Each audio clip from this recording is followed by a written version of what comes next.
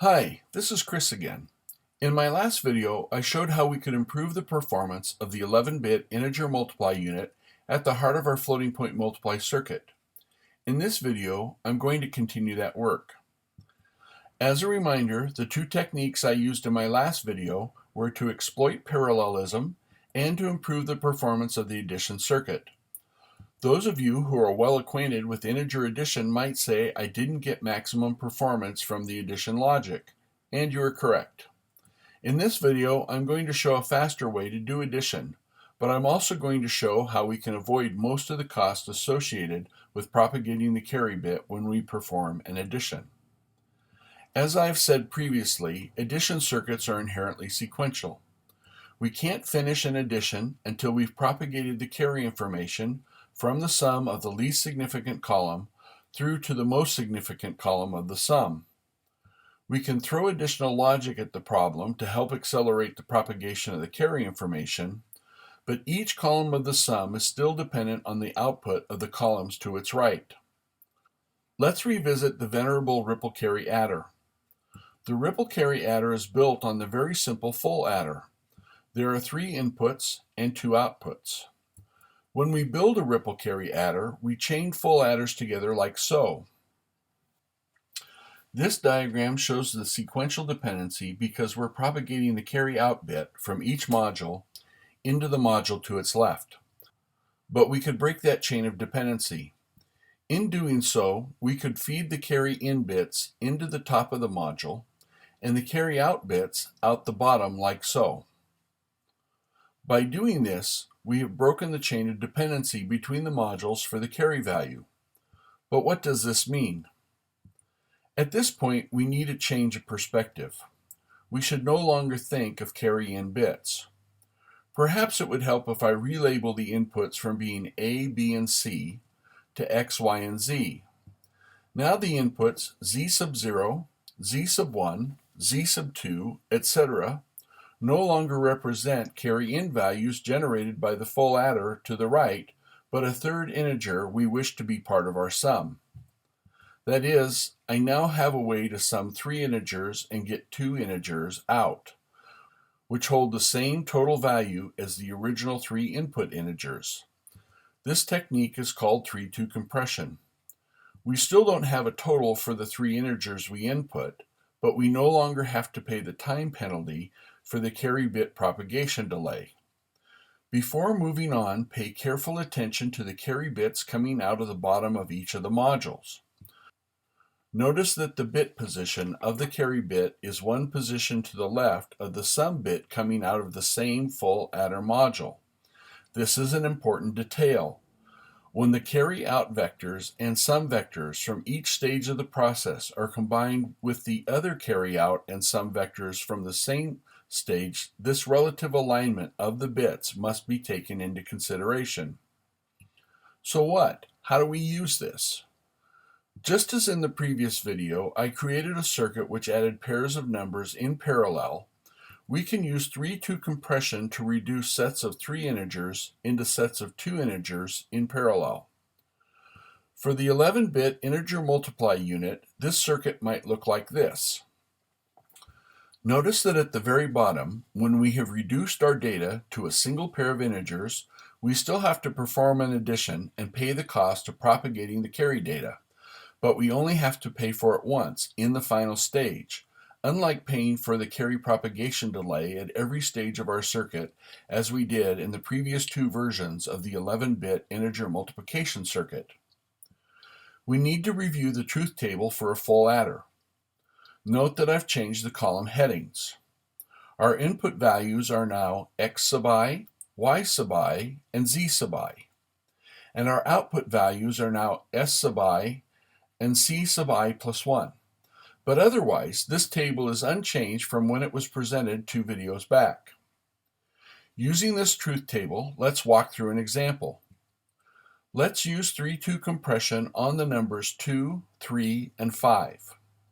When we write these numbers as 4-bit binary numbers, we get 0010, 0011, and 0101. Bits S sub 0 and C sub 1 are computed from the least significant bits of 2, which is 0, 3, which is 1, and 5, also 1. When we look up the input 0, 1, 1 in our table, we see that S sub 0 is 0, and C sub 1 is 1. Repeating this process for the other three columns, we get 0, 1, 0, 0 as our value for S, and 0, 0, 1, 1 for C. Remember that the value of the vector C must be shifted left one place. Before shifting, C has the value 0, 0, 1, 1, but after shifting left, it has the value 0, 1, 1, 0. Now, to get the sum of 2, 3, and 5, we add S and C to get the binary value 1010, which in decimal is 10. Hopefully, this is enough information to give you an intuitive feel for what is happening when we process numbers using 3-2 compression. Now let's apply what we've just learned about how to perform 3-2 compression on 3 consecutive partial products. This equation represents the first part of 3-2 compression, the calculation of the sum. Columns 2 through 10 each have 3 input bits. For these columns, we use the full adder truth table. Columns 1 and 11 only have 2 input bits. For these columns, we use the half adder truth table. Again, note that I have changed the column headings to match our current problem. Column 0 gets its only contribution from bit 0 of the partial product x. So bit x sub 0 simply gets copied into bit s sub 0. Similarly, bit z sub 12 is copied into output bit s sub 12. The Verilog equations for computing s can be written this way. The computation of the output vector c is a bit different. First, note that the number of each bit in C is one higher than the number for the x, y, and z bits in the same column. Columns 0 and 12 are again special cases. Since each column has only a single input bit, there can be no carry out of these columns. In turn, this means that the corresponding bits in the carry vector will always be 0. Since we know these bits will always be 0, there is no reason to compute their values or to allocate space to hold them. Again, we compute the values for the rest of the carry vector using either the half or full adder truth tables, depending on how many input bits that particular column has. The logic equations for the bits of the carry vector can be computed in Verilog using the following. Now we can start working our way through the Verilog code for the next version of the multiply circuit. Because we're building an 11-bit by 11-bit multiply circuit, we start by performing in parallel 3-2 compression on partial products 0 through 2, 3 through 5, and 6 through 8. In this first stage, the partial products 9 and 10 are unused. Note that because there is no third partial product to be processed with partial products 9 and 10, there is no benefit from performing any processing on them at this stage. After performing the first stage of 3-2 compression, we still have 8 integers to sum. We take the 6 output vectors from our first stage of 3-2 compression and we process them using 2 more 3-2 compression blocks. After this second round of 3-2 compression, we have 6 integers left to process. At this stage, we can finally begin to process partial products 9 and 10. After this stage, we are left with 4 integers left to process. The next stage performs 3-2 compression on 3 of these integers, bringing us down to 3 integers left to process. Our final 3-2 compression stage brings us down to only 2 integers left to process, so our final stage is to add these last 2 integers. We still have to do one addition, so we still have to pay for propagating the carry bit. As promised earlier in this video, there is more that we can do to accelerate addition. We can replace the carry look-ahead adder with a prefix adder.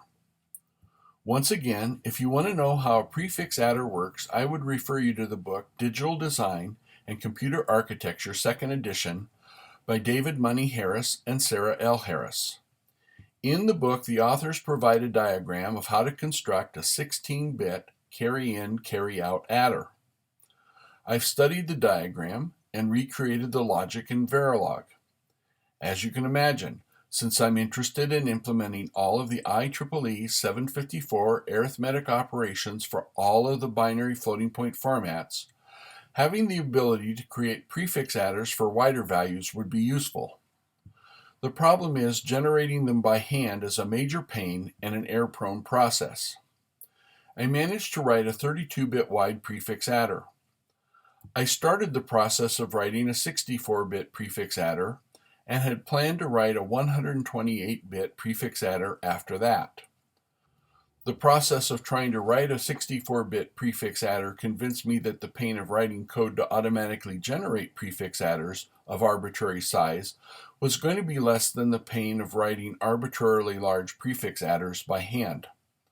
The result is the script padder.py, a Python script which takes as input the width in bits of the desired adder and generates the Verilog code to implement that adder. I won't spend any additional time discussing the Python script here, but I may address it in a future video if anyone is interested. If you wish to use the script, the comment section contains a reference about where to find the GitHub repo. Let's start working our way through the Verilog code. As before, the code starts by computing all of the partial products. Performing 3-2 compression on the partial products from the 9 least significant bits of B is identical for all 3 sets. Because of this, I wrote the module compress 3-2 to perform the processing for this first stage. Not only did I write a module to do this work, I parameterized the module because I believe I will be able to reuse the module for the other IEEE binary floating point formats. Note that for the second stage of processing, starting from the right, we will be processing a sum vector, a carry vector, and another sum vector. The next 3-2 compression block to its left will process a carry vector, a sum vector, and a carry vector. Again, since I think I'm going to be able to reuse this code for the other IEEE binary floating point formats, I wrote parameterized modules for these cases also. From here down until it's time to perform the addition step, I wrote handcrafted code to deal with the remaining integers which aren't uniform in size. This is the stage 3 compression code.